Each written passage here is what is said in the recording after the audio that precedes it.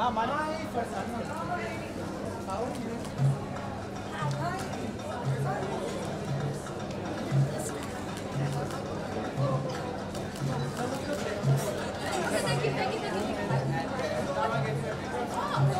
so happy. So that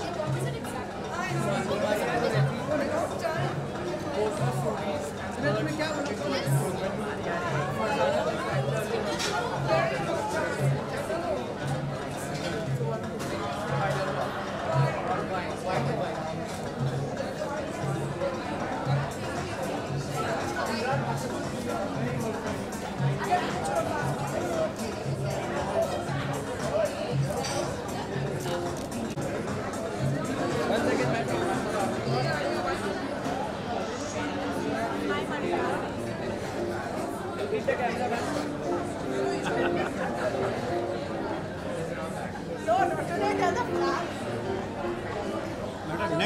Next book is a topic. Next book something I read about.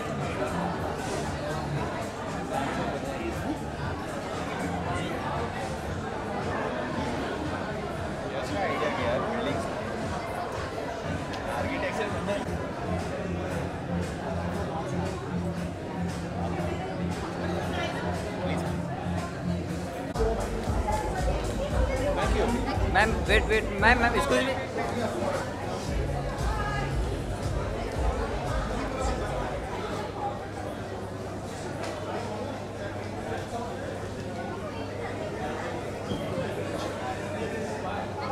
Thank you.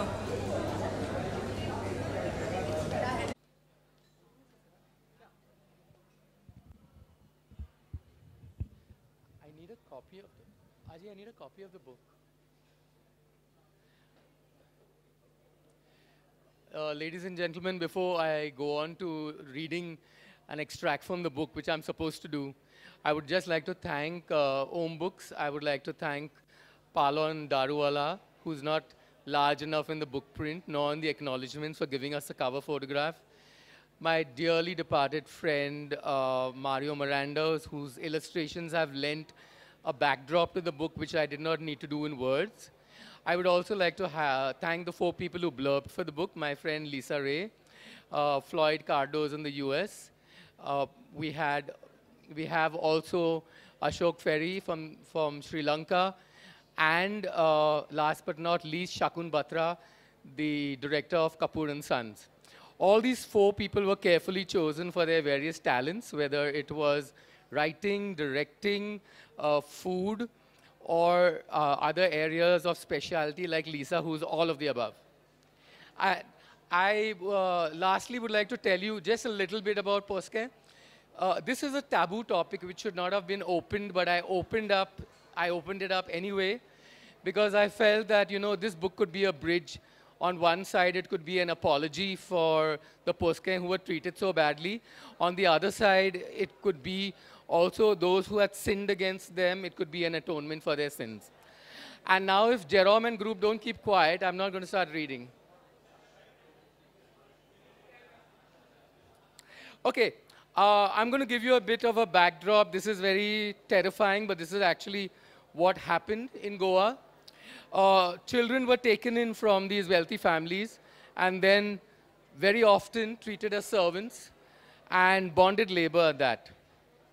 So this is from chapter 1, where Alda, she sleeps with the son of the house. Okay, so I'm going to start with this, where the mother discovers that she is pregnant with her own son. That night, Maurizio saved the Bologna and they both nibbled it down together to the last crumb. Then he tenderly worshipped her body till she felt that sensation again, of doves fluttering in her head, of the Kalangut waves drowning her with pleasure, and those stars seeping from her golden skin to leave the sheets moist and content.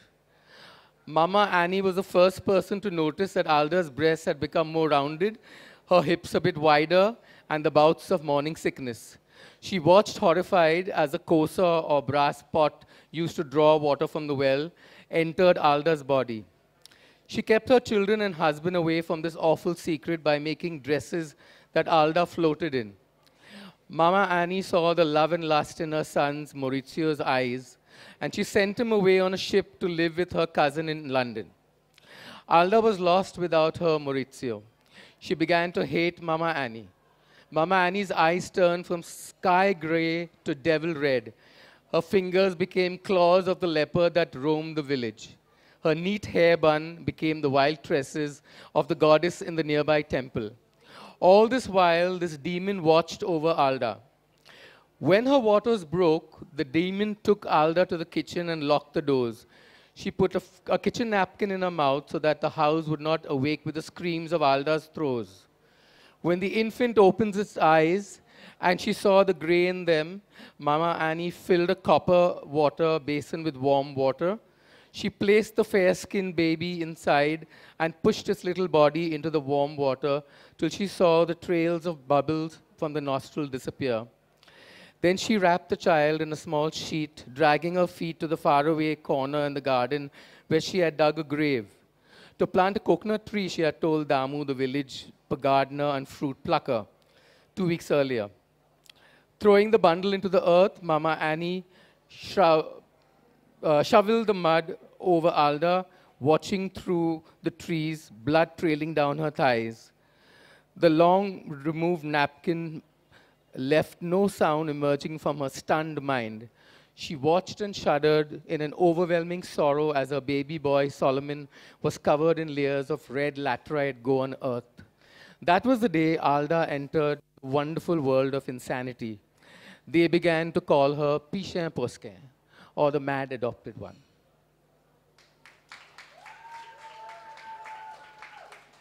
Thank you. And now I would like to call on Lisa Ray to give us some of her comments on the books. Please put your hands together for the divine Miss Ray.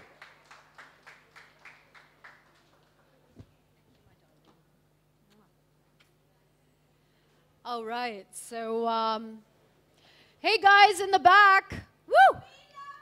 Pay attention! You know what's interesting about being in a room full of writers is that if you misbehave, you might show up in their book. And not a flattering portrait either. Names may not be withheld. So just keep that in mind, right? So, first of all, I want to say I'm so honored and so proud and moved to be here. And thank you both Jerome and Wendell and Ajay for asking me to be here, because I have really, really seen this incredible evolution of Wendell's flowering and talents, you know. What I want to say is that Wendell and I have been dear friends for more than 20 years, and I'm proud of that, even though it certainly dates me. But what's interesting about our friendship is that though it was the world of fashion and entertainment that initially brought us together, I think it was actually both of our mutual love for words and for literature and for culture and for discussing everything that we were not defined by that actually cemented our bond. And I have the most fondest memories of, you know, New Year's in Goa with both Wendell and Jerome where, you know, where we discussed everything under the sun with a lot of great food, courtesy, of course, Jerome. And a lot of the thought-provoking kind of material and subject matter was provided by Wendell. And the thing about Wendell is that he's multi-talented, and he's always been a pioneer. He has a very, very pioneering spirit. And that was first applied in fashion. And of course, you know, in this incredible world where it's all about window dressing, you could say, about glamour, about beauty. And now what's very interesting about this book, Poskem, and the story that Wendell is telling is it's actually about peeling back the layers of politeness and civility and taking a look at an aspect of society that a lot of people don't want to always take a look about or talk about. And some people might say, why?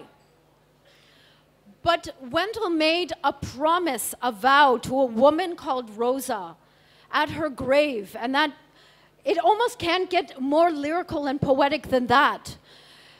And she was one of his neighbors, and she was actually a poskim, which is basically a child who was adopted by a wealthy family and meant to work, you know, as a servant in their home. And now this is a very compelling part of our history as human beings. And what I love about this book in particular, and everyone has to read it, it is an exhilarating read. While you could say it's heavy subject matter, Wendell's way of telling it and his way with words is so exhilarating. It's so vital, and it's so uplifting, which is essentially what the human condition is, right? We have to coexist with our sorrows. And side by side with our sorrows is great happiness and joy. And it's up to us as human beings, and it's up to the human spirit to find the joy in situations that appear to be very dire. And side by side with this story, this exhilarating story that Wendell has told, are these incredible recipes as well. So it really is a beautiful snapshot of Goa, of the human spirit, and how we endure. And again, I want to congratulate my dear friend Wendell on this beautifully written book. This is his third book, gentlemen and ladies, his third book. So we're expecting quite a repertoire now, and I can't wait to see what's down the pipeline as well. So congratulations, and so much love to you.